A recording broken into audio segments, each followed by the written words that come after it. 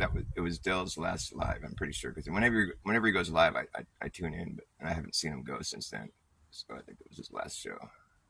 I forget what it was titled. It was just live. It had a title. I forget what it was now though. Do you remember, Angela? Are you still there? And there were some things about the upward that bugged me. And mainly it was because of the attitude of a lot of the people that are regulars there. But and I think it was level-headed William, and it still kind of bugs me too that he's so like he's kind of combative, like where he says like all the other stationary flat earthers are just like a psyop, and they're all lying, and it's like, dude, hold on, man, like because coming from that position, where I just felt like that's like that's about as honest as you can be, like I'm on a stationary plane, and like I don't see, I wouldn't want to have, I wouldn't want people to think that that's a lie, like that's about as honest as it gets as far as I'm concerned.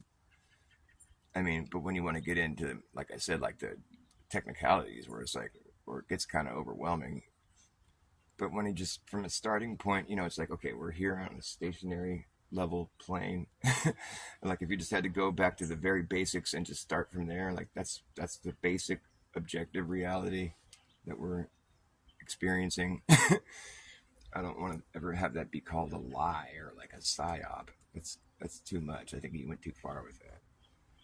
I think it's almost like necessary to just state that as being the obvious basic fact that we're dealing with here, objective reality, and then we can launch into some other really, nitty gritty details that are actually that get to the point where it's like, well, do we really need to know that? I mean, I guess it's kind of, well, like I said, the main thing I think is good about it is that it debunks the globe, the uprising Earth thing.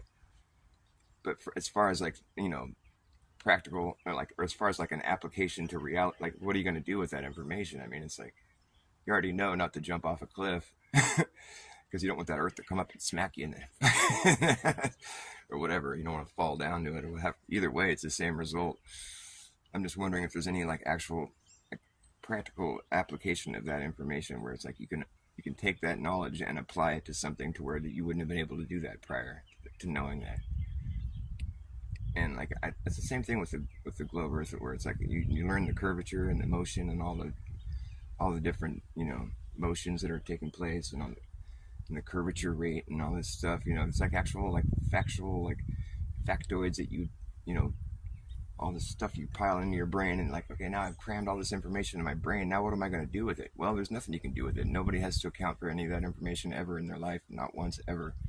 It's not something that you need to know at all to any extent in order to live here. You could make the argument like, well, you need to know when the night and day and the seasons and all, yeah, but you could just as easily think that it's just happening in the sky. You don't need to know that it's because you're spinning or whatever, which I don't think we are. But but the thing is, it's like, even if that was true, like it's not information you need to know, because you don't have to, you don't need to know that, is all I'm saying. Like even if you're going to go fly a plane way up and miles high in the sky with a bunch of people on board, all their lives are at stake, and you have to land the jet safely, you still don't need to know any of the motions or the curvature, and none of that stuff gets factored in with any of that. You don't. It's useless information. It's what we call a moot point. So for someone to be so adamantly debating it, it's like, okay, yeah, that is information that's been all mathematically all deduced, and it's all like perfect math, But the thing is, the globe math simplified equals flat non-rotating Earth. Go look at the NASA fucking, whatever whatever they call it, like the little fucking, what do you call that? I mean, it's like